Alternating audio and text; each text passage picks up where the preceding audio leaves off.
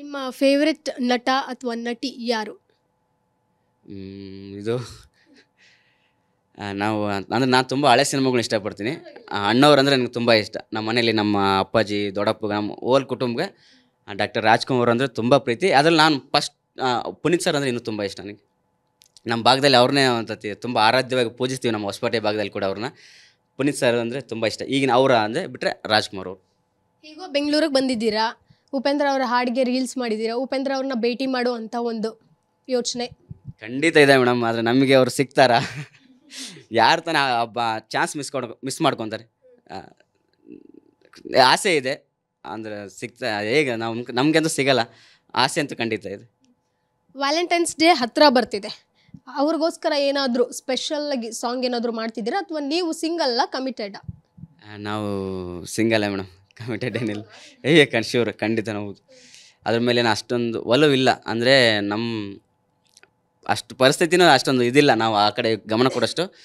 ಹಂಗಾಗಿ ಆ ಕಡೆ ಏನು ಒಲವಿಲ್ಲ, ಪ್ರೀತಿ ಪ್ರೇಮ ಕಡೆ. ಆದರೆ ವೀಡಿಯೋಸ್ ಮಾಡ್ತೀವಿ ಅದ್ರ ಬಗ್ಗೆನೇ, ಆದರೆ ಆ ಕಡೆ ಒಲವಿಲ್ಲ. ಅದ್ರ ಬಗ್ಗೆ ಏನಾದ್ರು ವೀಡಿಯೋ ಮಾಡಿ ಹೇಳ್ತೀನಿ ಮೇಡಮ್. ವೀಡಿಯೋ ಮಾಡ್ತೀನಿ ಅದ್ರ ಬಗ್ಗೆ ಏನಾದರೂ. ದಿನನಿತ್ಯ ನಿಮ್ಮ ಡೈಲಿ ರೊಟೀನ್ ಹೇಗಿರುತ್ತೆ? ಈಗ ನಿಮ್ದು ಹಳ್ಳಿ ಜೀವನ ಅಂತ ಹೇಳಿದ್ರಿ. ನಾವು ಸಿಟಿ ಜೀವನ ಗೊತ್ತಿರುತ್ತೆ, ಹೀಗೀಗಿರುತ್ತೆ. ಹಳ್ಳಿ ಜೀವನ ಅನ್ನುವಂಥದ್ದು ಒಂದು ಅಂದಾಜಿದೆ, ಹೀಗೀಗಿರುತ್ತೆ. ಆದರೆ ನೀವು ಅನುಭವಿಸಿರ್ತೀರಾ, ಹೇಗಿದೆ?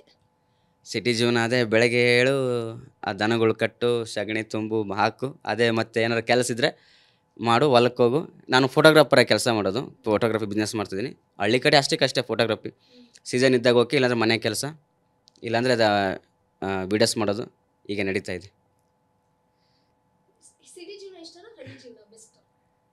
ಸಿಟಿ ಜೀವನನ ಹಳ್ಳಿ ಜೀವನ ಬೆಸ್ಟ್ ಅಂದರೆ, ದುಡ್ಡಿದ್ರೆ ಸಿಟಿ ಜೀವನ ಬೆಸ್ಟು, ಅದಿಲ್ಲ ಅಂದರೆ ಹಳ್ಳಿ ಜೀವನನೇ ಬೆಸ್ಟ್. ಈಗ ಸೋಷಿಯಲ್ ಮೀಡಿಯಾದಲ್ಲಿ ಯಾವ ಸ್ಟಾರ್ ನಿಮಗೆ ಇಷ್ಟ? ಸೋಷಿಯಲ್ ಮೀಡಿಯಾದಲ್ಲಿ ಯಾವುದಾದ್ರೂ ಒಂದು ಸ್ಟಾರ್ನ ಅಂದರೆ ಸೋಷಿಯಲ್ ಮೀಡಿಯಾ ಇನ್ಫ್ಲೂಯೆನ್ಸರ್ ಇರ್ಬೋದು, ಅವ್ರನ್ನ ಯಾರಾದರೂ ನೀವು ಫಾಲೋ ಮಾಡ್ತಿದ್ದೀರಾ, ಅವ್ರಿಗೆ ಇಷ್ಟ, ಅವ್ರನ್ನ ದಿನನಿತ್ಯ ನೋಡ್ತಿರ್ತೀನಿ, ಅವ್ರು ಏನೇನು ಮಾಡ್ತಿರ್ತಾರೆ ವೀಡಿಯೋಸ್ ಅನ್ನೋಂಥದ್ದಾದರೆ?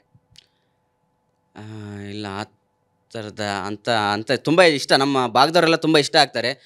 ಶಿವಪುತ್ರ ಅವರಿದ್ದಾರೆ, ಮಲ್ಲು ಜಮಖಂಡಿ ಅವರಿದ್ದಾರೆ, ನಿಂಗರಾಜ್ ಸಿಂಗಡಿ ಅವರಿದ್ದಾರೆ, ಮಲ್ಯ ಬಾಗಲಕೋಟೆ ಅವರಿದ್ದಾರೆ. ಅವರೆಲ್ಲ ತುಂಬ ಇಷ್ಟ ಆಗ್ತಾರೆ. ಅವರೆಲ್ಲ ಅಪ್ಡೇಟ್ ನೋಡ್ತಾ ಇರ್ತೀನಿ. ಏನೇ ಶಾರ್ಟ್ ಫಿಲ್ಮ್ ಬಿಟ್ಟರು ನೋಡ್ತಾ ಇರ್ತೀನಿ. ಪ್ರೀತಿ ಇದೆ ಅವ್ರ ಮೇಲೆ. ನಮ್ಮ ಭಾಗದ ಇಷ್ಟು ಬೆಳೀತಾ ಇದ್ದಾರಲ್ಲ, ಸೋಷಿಯಲ್ ಮೀಡಿಯಾ ನೀವು ತೆಗೆದ್ರೆ ಜಾಸ್ತಿ ನಮ್ಮ ಭಾಗದವರೇ ಇದ್ದಾರೆ. ಈಗ ನಾನು ಆ ಲಿಸ್ಟಿಗೆ ಸೇರಿಕೊಂಡಲ್ಲ ಅಂತ ಒಂದು ಖುಷಿ ಇದೆ. ನಮ್ಮ ಜಿಲ್ಲೆಯಿಂದ ಯಾರೂ ಇರಲಿಲ್ಲ ಒಬ್ಬ ಕ್ರಿಯೇಟರ್ಸು, ನಾನು ಆದೆ ಅಂತ ಒಂದು ಖುಷಿ ಇದೆ. ಟ್ರೆಂಡಿಂಗ್ನಲ್ಲಿ ಇರಬೇಕು ಅಂತ ಜೀವನ ಹಾಳು ಮಾಡ್ಕೊಳೋರೆ ಬಹಳಷ್ಟು ಜನ ಈಗ ನಾವು ಸೋಷಿಯಲ್ ಮೀಡಿಯಾದಲ್ಲಿ ಕಾಣ್ತೀವಿ. ಅದರಲ್ಲಿ ನೀವು ಅಪ್ಪಟ ಕನ್ನಡವನ್ನು ಬಳಸಿ ಒಡುಪುಗಳನ್ನು ಹೇಳ್ತೀರಾ. ಇಷ್ಟು ಬೇಗ ಜನರಿಗೆ ರೀಚ್ ಆಗುತ್ತೆ ಅನ್ನುವಂಥದ್ದು ನಾವು ಕೂಡ ಊಹಿಸಿರಲಿಲ್ಲ. ಎಷ್ಟು ಖುಷಿಗಿದೆ ನಿಮಗೆ? ಅಥವಾ ಜೊತೆಗೆ ಟ್ರೆಂಡಿಂಗ್ನಲ್ಲಿ ಇರಬೇಕು ಅಂತ ಹೇಳಿ ಅವ್ರ ವ್ಯಕ್ತಿತ್ವನ ಅವರೇ ಕಳ್ಕೊಳ್ತಾ ಇರೋರ್ಗೆ ಏನು ಹೇಳ್ತೀರಾ?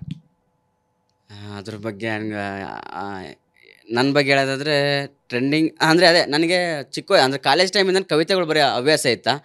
ಹಾಗಾಗಿ ಟ್ರೈ ಮಾಡೋಣ ಅಂತ ಮಾಡಿದ್ದು. ಅಂದರೆ ನಾನು ಫ್ರೆಂಡ್ಸ್ ಹತ್ರ ಹೇಳಿದಾಗ ಏನಾದರೂ ಕವಿತೆನ ಇವಂದೇನಪ್ಪ ಗೋಳು ತಲೆ ತಿಂತಾನೆ ಅಂತಿದ್ರು. ಅದೇ ಲಾಸ್ಟು. ನಾನು ಮತ್ತೆ ಅಲ್ಲಿ ನಾವು ಯಾರು ಫ್ರೆಂಡ್ಸ್ ಹತ್ರ ಹೇಳ್ಕೊಳಕ್ಕೆ ಹೋಗಲಿಲ್ಲ.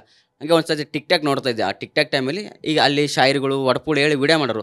ಅಲ್ಲಿ ಚೆನ್ನಾಗಿ ಲೈಕ್ಸ್ ವ್ಯೂಸ್ ಎಲ್ಲ ಚೆನ್ನಾಗಿ ಬರ್ತಿತ್ತು. ಇಲ್ಲಿ ಇದಕ್ಕೆ ವೇದಿಕೆ ಇದೆ ಅಂತ ನನಗೆ ಗೊತ್ತಾಯಿತು. ಅಲ್ಲಿಂದ ಶುರು ಮಾಡಿದೆ. ಟಿಕ್ಟಾಕಿಂದ ನನ್ನ ಒಂದು ಕವಿತೆಗಳಾಗಿರ್ಬೋದು, ಒಡಪು ಹಾಕಿ ವೀಡಿಯೋ ಆಗ್ಬೋದು. ಕ್ಲಿಕ್ ಆಯಿತು. ಇಲ್ಲ ಇಲ್ಲಿ ಇದೆ, ಮಾನ್ಯತೆ ಇದೆ, ಇದನ್ನೇ ಮುಂದುವರ್ಸೋಣ ಅಂತ ಹಾಗೆ ಮುಂದುವರ್ಸ್ಕೊಂತ ಬಂದೆ. ಈಗ ಟಿಕ್ಟಾಕ್ ಬ್ಯಾನ್ ಆದಮೇಲೆ ಮತ್ತೆ ಇನ್ಸ್ಟಾಗ್ರಾಮಿಗೆ ಬರೋಕ್ಕೆ ತುಂಬ ಟೈಮ್ ಆಯಿತು. 2 ವರ್ಷ ಆಯ್ತು ನಾನು ಇನ್ಸ್ಟಾಗ್ರಾಮಿಗೆ ಬಂದು ಅಕೌಂಟ್ ಶುರು ಮಾಡಿ. 2 ವರ್ಷ 50,000 ಫಾಲೋವರ್ಸ್ ಮಾಡೋದಕ್ಕೆ 2 ವರ್ಷ ಟೈಮ್ ತೊಗೊಂಡಿದ್ದೀನಿ. ಆದರೆ ಈಗ ಪ್ರೆಸೆಂಟಾಗಿ 80,000 ಜನ ಇದ್ದಾರೆ. ಆದರೆ ಜಸ್ಟ್ 2 ವೀಕ್ಸಲ್ಲಿ 1 ಲಕ್ಷ ಫಾಲೋವರ್ಸ್ ಬಂದಿದ್ದಾರೆ ಆ ಕರಿಮಣಿ ಮಾಲೀಕ ಸಾಂಗ್ನಿಂದ, ವೈರಲ್ ಆಗಿ ವೀಡಿಯೋದಿಂದ. ಖುಷಿ ಇದೆ.